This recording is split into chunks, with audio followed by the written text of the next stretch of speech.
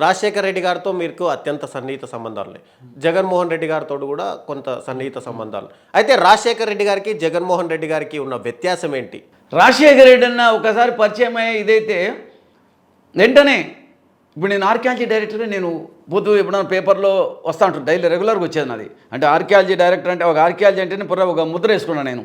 వస్తాను అంటే ఆనెస్ట్గా చేయడము, డెవలప్ చేయడం, ఎక్స్ప్లోరేషన్స్, ఎక్స్ప్లోరేషన్ చేయడం అంతా.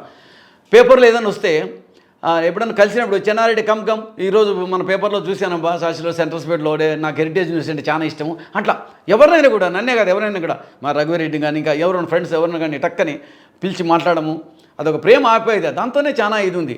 అలాగే జగన్ కూడా ఉంది, కానీ జగన్ దగ్గర రానికోకుండా కొందరు చేశారు అంతే.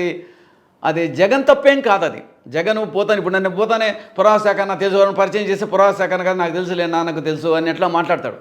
అతని దగ్గరికి ఎంటర్ కానికోకుండా ఏదో జరిగింది కొన్ని లోటుపాట్ల వల్ల. ఇప్పుడు టెర్రరిజం ఒకసారి పొరపాట్లు జరుగుతుంటాయి, అది మనం సర్దించుకున్నప్పుడే మన మనుషులు. ఒకసారి అతనికి తెలియకోకుండా ఆప్తులను కూడా రానియకుండా కొంత జరిగింది, దాంతో ఆ డిఫరెన్స్. అంతేగాని రాజశేఖర్ రెడ్డి అన్న కంటే కూడా స్కీమ్స్, ఆరోగ్యశ్రీ, ఇవన్నీ ఉచిత విద్యుత్తు అన్నీ చేశాడు, బ్రహ్మాండంగా చేశాడు. ఈరోజు ప్రతి ఒక్కరు డాక్టర్లు, ఇంజనీరింగ్ అంతా చదివారంటే రాజశేఖర్ అన్న పుణ్యమే. స్టార్ట్ చేశాడు అతను. ఈవెన్ కరెంట్ ఇస్తామంటే కూడా కరెంటు బట్టలు ఆరేసే కానీ కూడా కామెంట్ చేసిన అప్పుడంతా కూడా. సో అలాంటిది విపరీతమైన సక్సెస్ అయిపోయింది. అట్లా జగను అంతకంటే ఎక్కువ చేయడం జరిగింది వాస్తవానికి. టు బి ఫ్రాంక్ చెప్పాలంటే ఎంతమంది అంటే గవర్నమెంట్ అంతా కూడా అధికారాన్ని అంతా కూడా డీసెంట్రలైజ్ చేశాడు, వికేంద్రీకరణ చేశారు. అంటే డైరెక్ట్గా మధ్యవర్తిత్వం లేకోకుండా, ఎమ్మెల్యే కూడా సంబంధం లేకుండా డైరెక్ట్గా పేదలకు కానీ ప్రజలకు అందేటట్లుగా కొన్ని చాలా స్కీమ్స్ పెట్టారు.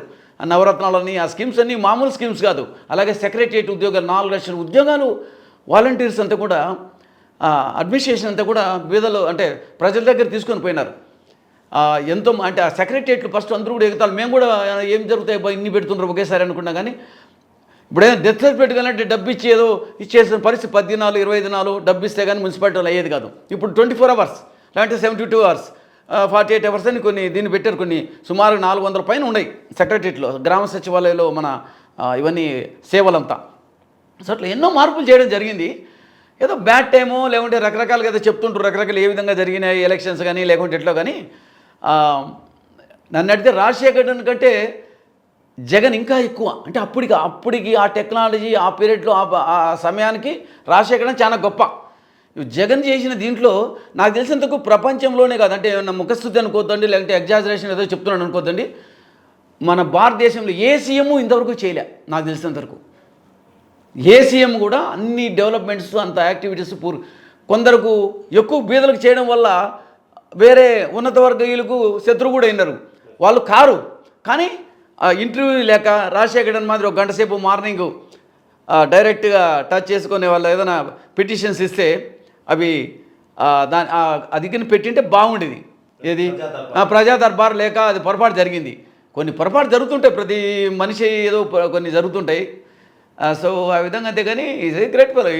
ఇతను నిజంగా చెప్పాలంటే కారణం జనుడు. మొన్న ఏదో చెప్పాను, మన కారణం జనుడు అని. తండ్రికి తగ్గ తనయుడు రాజశేఖర్ అన్న మించిపోయినాడు ఏ విషయంలో కూడా. ఏదో ప్రతి ఫ్యామిలీలోనూ ప్రతి పబ్లిక్లో కూడా ఎంత చేసినా ఏదో ఒకటి ఉంటుంది.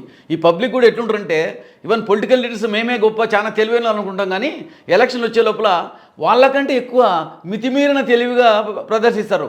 వాళ్ళు ఎక్కడ వెళ్ళో అక్కడే వేస్తున్నారు ఓట్లు. సో ఆ విధంగా అంతా జరుగుతుంది. కానీ జగన్ రాజశేఖర్ అంతా పోలిస్తే రాజశేఖర్ గ్రేట్ ఫెలో, దాంట్లో క్వశ్చన్ లేదు. కానీ సమాంతరంగా ఇంకా కొంత అధిగమించాడని చెప్పొచ్చు. ఎందుకంటే తండ్రి కంటే కొడుకు ఇంకా గొప్పోడైతే తండ్రి కూడా అదృష్టంగా, ఆత్మ కూడా సంతోషిస్తుంది కదా ఎవరికైనా కూడా. అట్లా ఇప్పుడు మా నాన్న చదువు లేకోకుండా మామూలుగా ఏదో నేను అంటే రైతు, అట్లా నేను ఏదో చదువుకున్నాను. మా నాన్న ఎప్పుడు నాకు గ్రేటే, మా అమ్మ నాన్నోళ్ళు.